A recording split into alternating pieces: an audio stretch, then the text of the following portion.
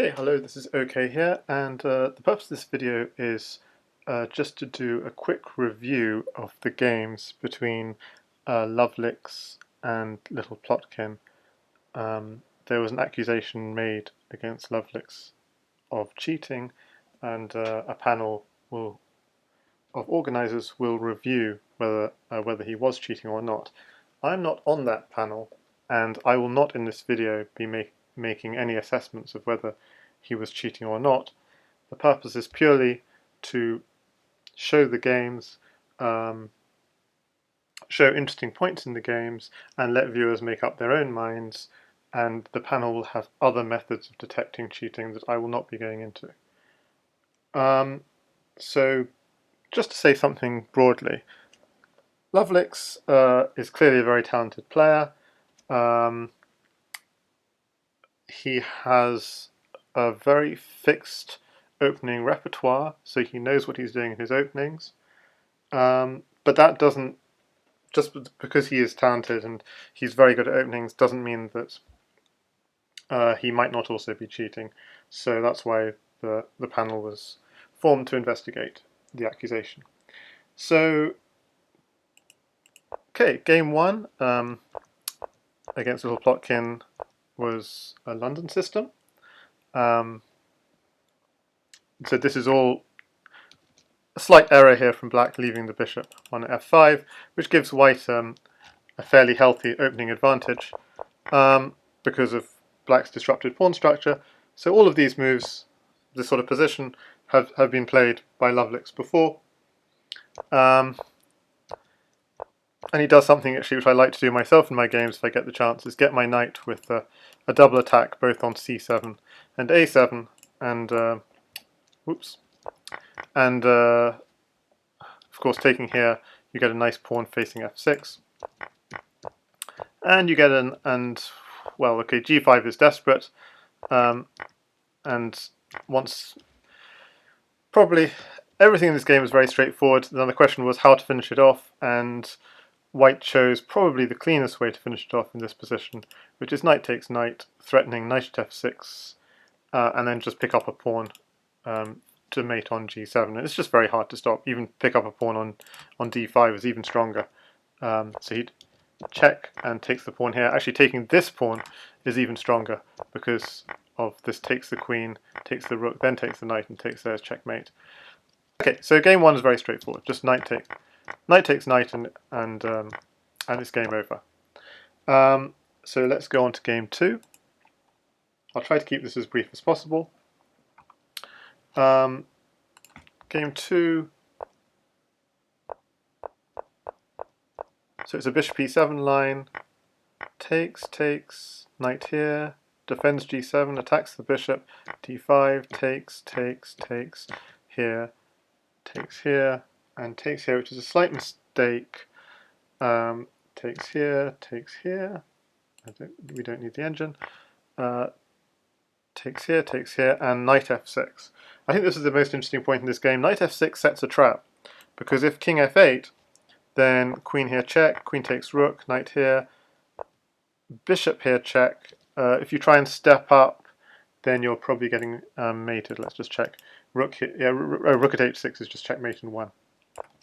So you'd have to step back, and then another check and pick up the knight, and white has a dominating position. So this was a critical point in the game. Black to play. Luvlyx played the only move. He thought for about 18 seconds and played a very good move. Then this natural attack, this check. Any move taking that was fine. Obviously, important here not to go to f8. Obviously, if you step back down, you get mated on e7. If you step here, you also get mated with queen and pawn in hand. Is it just pawn takes rook, or is there something? Oh, sorry, pawn at e7. Yeah, pawn at e7 and king here. Oh, queen at f8 and then promote. Okay, so obviously the king can't run this way at all. So the king has to run one of those two directions, and he does. has to run away, because if he runs this way, again, the same problem. And then check, takes, king takes is actually a huge mistake, so it's another little trap. If king takes, then there's queen here check, block, queen here check, push, queen takes knight, block, bishop here check, block, and can even just grab the rook or something. And apparently white is doing very well. He's taken away all black's blockers, so black has very little in hand. So again, very nice rook takes. Bishop here check again sets a trap. If you go here, queen here is mate. If you go here, queen here is mate. Only move. So queen here. So lots of little traps being set by Littleplotkin. If you try and block, you'll get mated. Or you don't get mated, but no, maybe it's still okay. It's just a bit hairy. So he runs, which is good. So white's already expended the queen, which was threatening to land on e7, and now it's just very straightforward. He runs, and white resigns. So that was game 2. So lots of little tests set by Littleplotkin, starting with knight at f6, which is actually a mistake. In this position, white should have been more solid. Maybe queen at h8, apparently.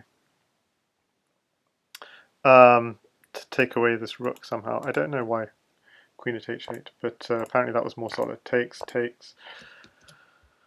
assume take back, and then rook at g8. Okay, I am not going to go into the full details. Okay, so game 3. So in this game, luvlyx is white, and he'd played similar kind of lines to this, but with, yeah, it's just, I think this is a case of misremembered lines. Queen takes knight, rook takes pawn. He thinks he has some counterplay on f6, but queen takes f6 is very nice, and black gets the mate next move with bishop here, or if king here, queen takes pawn. So that was a crush from Littleplotkin. Game 4. So here already I'd say luvlyx is out of book with English opening. And with this move, luvlyx is going for a knight for h3. So it's a very thematic attack on the white king. And Plotkin is going for a counter-attack, harassing the black queen. And probably queen d8 is simplest. But luvlyx goes for probably the next best move, which is queen h6. There's a tactic Plotkin has here, and he finds it, which is this move harassing the queen.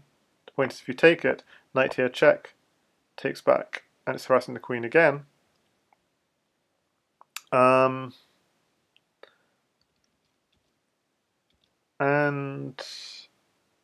the point is also if you can't just move, because knight here check picks up the queen. So at least now you can go queen to g6 because your king's on h8. And queen to g6 makes sense. It's a very good move because it holds on to g7. Harass the queen again. So this is a kind of critical point, and luvlyx plays a decent move. Bishop at h3. Maybe you could say it's the second best move in the position. Stockfish seems to like bishop at d7 or bishop at e6. Sorry, or knight at h3. I'm not quite sure why. Why not bishop at e6? So why bishop at d7? What's the difference between bishop d7 and bishop e6? I can't continue. Sorry, this is too much. What's wrong with bishop e6? Knight takes g6, f takes g6, knight takes g7. Oh, it's hitting the bishop.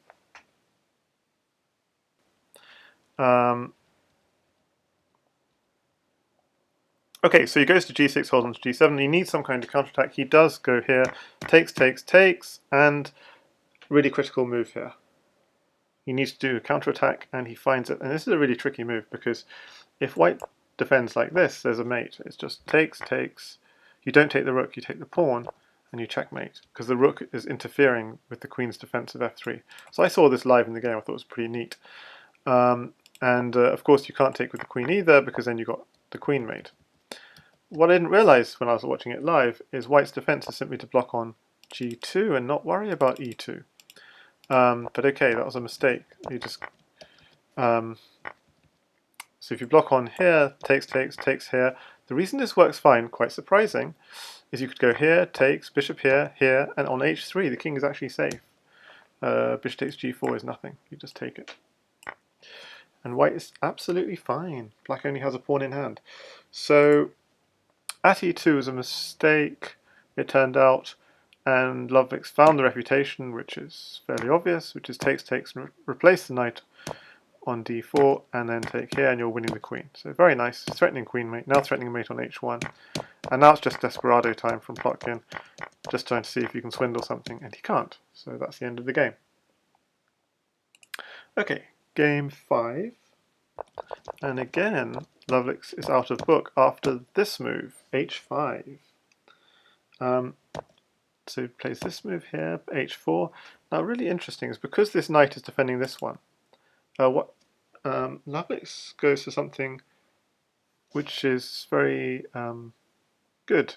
This pawn is secure because this knight defends this knight, so there's no need for the bishop to be there anymore. So he moves the bishop a second time in the opening, and by moving it, that defends this pawn, so frees up the knight now to go to f4 next and eye the weak g6 square. So it's quite a smart opening decision.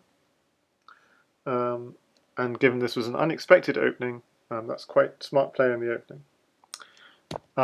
So bishop here, and the knight comes to f4, and maybe this pawn push was, maybe it's what black wants to free up his position and eventually get h3, but maybe it's premature, because takes, knight here, he's finding himself in difficulty. You say, why can't you just go back? But the problem is takes. If you take with the pawn, the problem is g6 is weak. e6 and g6 are weak. And if you take with the knight, then takes, yeah, e6 is still weak. If you just take back here, you can just actually go knight takes e6, queen takes knight, knight takes pawn. So black's position is actually collapsing here, which is why Plotkin goes for the two pieces for the queen. And this is a really, like, okay, begin again, start again. Black has all eyes on h3, but actually black doesn't have that many pieces on the board, so this is a really critical position, and white finds amazing move, bishop at g4. Completely logical move, but still, amazing move.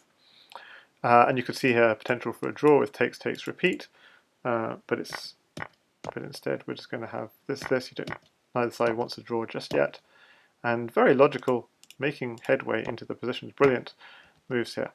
And this again, takes and replace, you see just making stronger, and white's position is just increasing better all the time. So this is even stronger apparently, but this is very, very strong.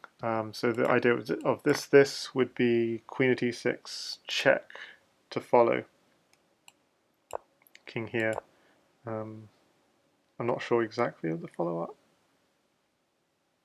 Queen d to e2, pressure on this square. So not entirely clear. So this feels like even stronger from a human point of view, even though the engine likes it slightly less.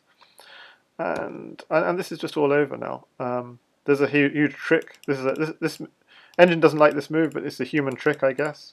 Because if you dare take here, it's a mistake. You're getting mated. Queen here, check, and mate. So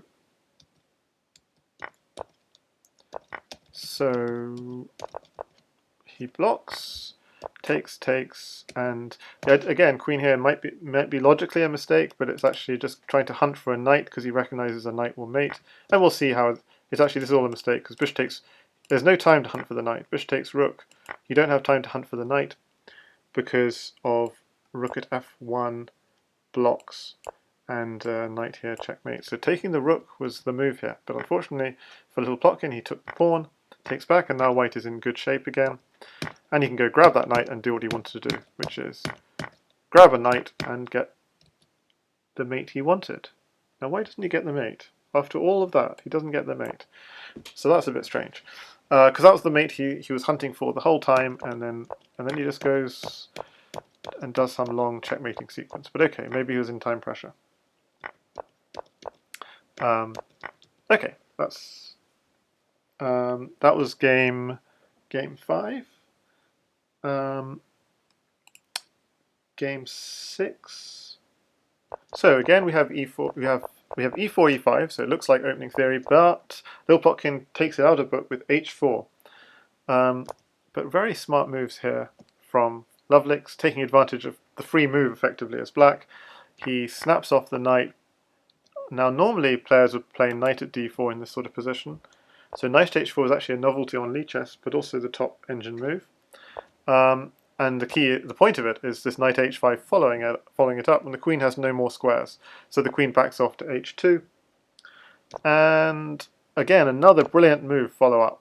Bishop to g5. It's kind of logical. It's very logical. Your bishop is controlling this diagonal, and you want and it's based on the idea that bishop takes bishop, queen takes bishop. There's no way of white harassing your threatening knight here. Check. There's no good way for, probably white has to play something like this. There's no real good way for white to harass that black queen. So instead knight here. So also knight here, the point of this move is to control this square, as well as potentially this square at some point. So you can see ideas of bishop takes bishop, rook takes, and bishop here, for example, if the knight weren't there. So trying to kick the knight away. Oh yeah, and bishop at e7 obviously is the other idea. And we see a trade of queens. And so it's a very unclear position, but black is supposed to be better, and now black just goes hell for leather, going for the mate. Again, threatening mate again. So king takes bishop would for sure lead to a mate, I imagine. So it's not apparently completely obvious, but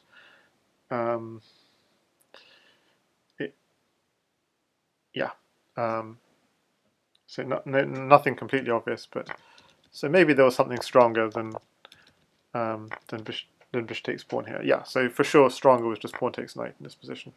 That knight is a potential attacking piece, and it's a great piece to attack the white king with.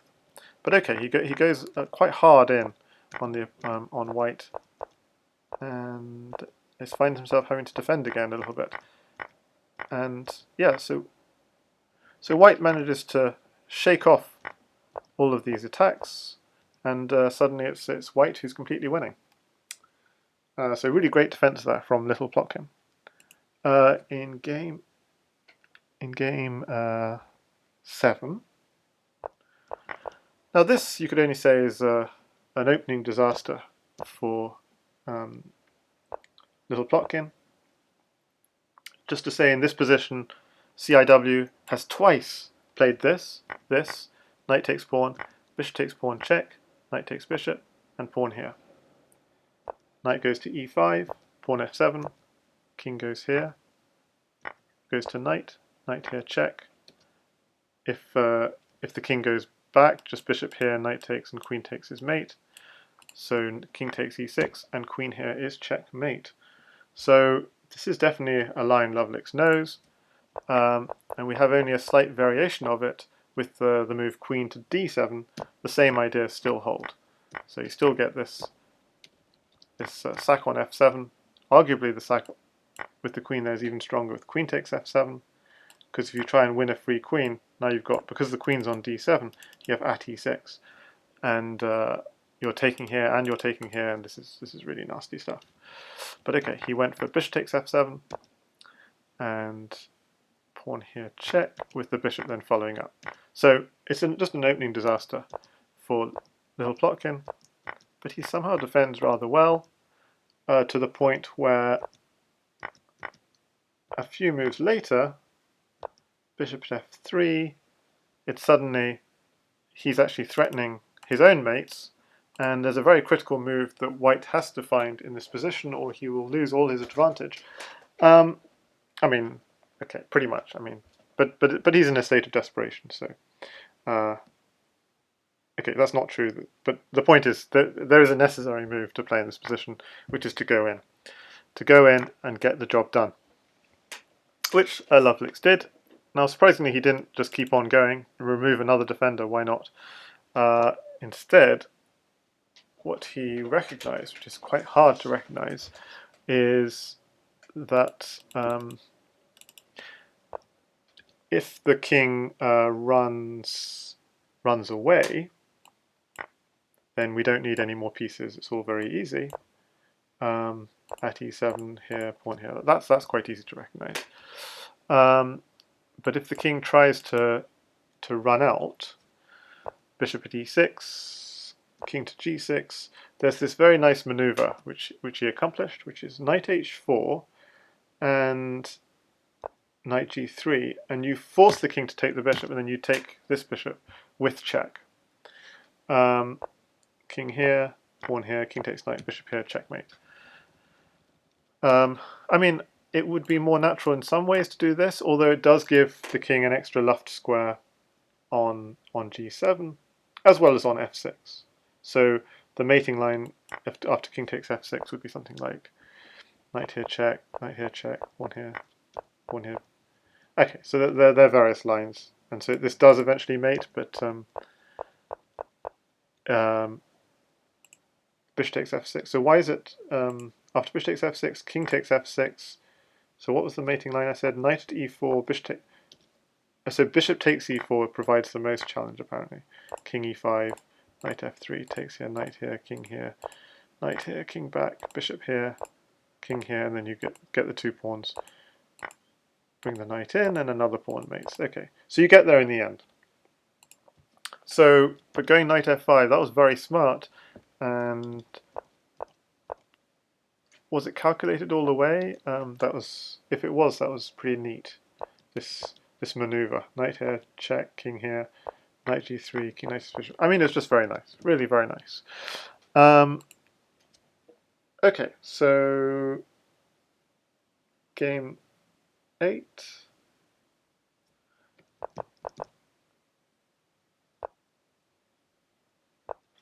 So what can we say about this position? This is, I guess, a book position, but obviously white has made slight opening errors, so black has attained some kind of equality.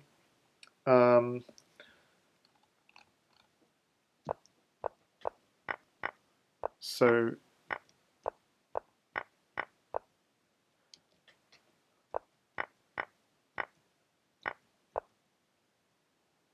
okay, so we are in this position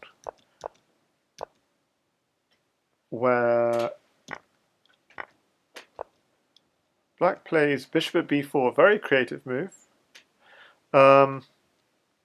And the point is just to try and distract this knight. If the knight were to take the bishop, queen takes, and black is comfortable in this position with nice pieces in hand. And if you come back here, then I guess you're not sure how you continue, but there's still these discoveries coming.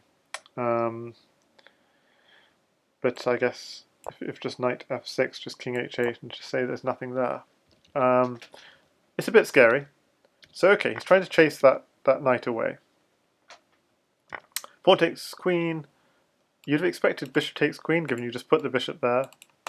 But rook takes queen is actually correct, because it just strengthens f7 square.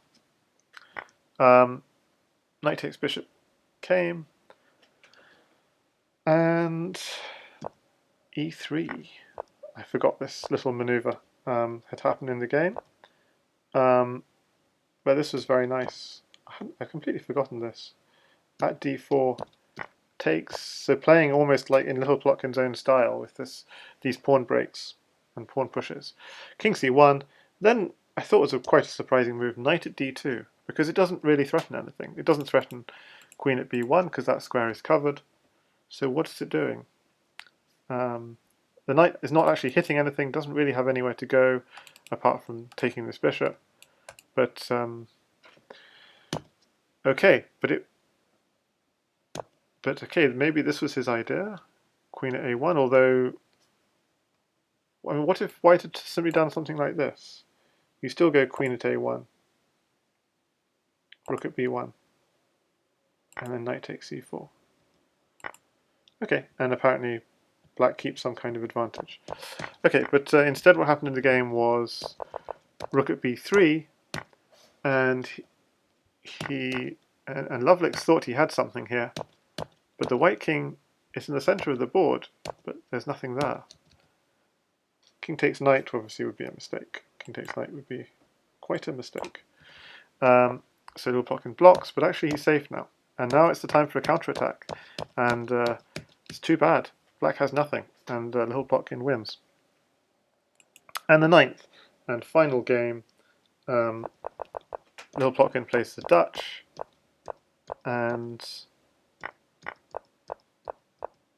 what do we think of this? So apparently in this position, there's some neat ideas here. Instead of taking on d6, you can even take here, apparently, and just put a pawn on e5, and that's strong. But okay, we see this, and a kind of indirect sort of f5 weakness. So although this is the Dutch, which isn't played as often, luvlyx is still in book for quite a few moves in this position. Now, here, not quite yet. Here there's a strange move.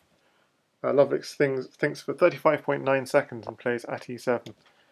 And I wonder if that was intended. I mean, at e6 was the engine preference. There was a move I was thinking even live on the live broadcast of at c7 ideas, which seemed crazy, but the point is just to deflect from no, it wasn't quite in this position, it was in a later position. But okay, so he goes in, okay, it goes in for a very hard attack, basically, just hitting on these light squares, which makes a lot of sense. And notice here, if black retakes, he just goes repeats. So implicitly a draw offer, but of course a draw wouldn't do for littleplotkin at this point, so he has to go king takes, and of course now bishop at g8, bishop at g6, bishop at g8. Bishop at g6 wouldn't work now. So bishop at g8, king here, brings the queen out, and this is the winning move of the game. So this position, white to play, queen h5 turns out to be the winning move of the game. White has a slight edge, but with that move, he really secures his advantage. And the point of this move is actually just to grab a knight on h6 and land it on g6 and pick up the queen. So that is the purpose. Goes to h5, key move, and black's position is crumbling. And there are many ways to skin a cat, but he wins a queen, and then this is the key move of the game. Almost any move wins, but he does the most efficient, which is queen takes bishop, threatening knight g6, and queen at h7 checkmate. Pawn at g6, so he could just go knight takes g6 now. That was the idea of queen takes bishop, but he actually goes queen takes, which is also, that works just as nicely. Pawn takes, you'd end up with knight takes. Knight here, if you try and defend, you just go in, and knight here will be mate. So that was it. A nice series in which luvlyx defeated littleplotkin, but did he play fair? Who knows? And it is under investigation. Thank you for watching.